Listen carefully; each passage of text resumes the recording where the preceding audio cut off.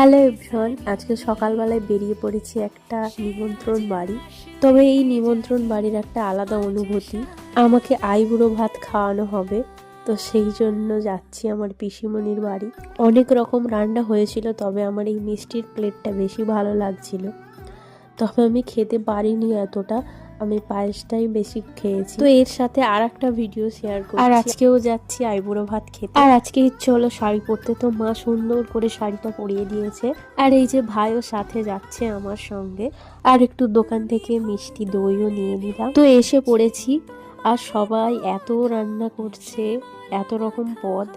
আর আমি তো খাবোই না, সবাই মিলে জোর করে করে চিপে চেপে খাওয়াচ্ছে আমাকে। এই সমস্ত মুহূর্তগুলো মনে হচ্ছে যেন রাজকীয় রাজকীয় ব্যাপার। মা তো শুধুমাত্র জন্মদিনেই এত সব পদ রান্না করে খাওয়াতো, তো এগুলো পরপর হচ্ছে একটা অন্যরকম আলাদা ফিলিং। তো চলো টাটা, আবার দেখা হচ্ছে।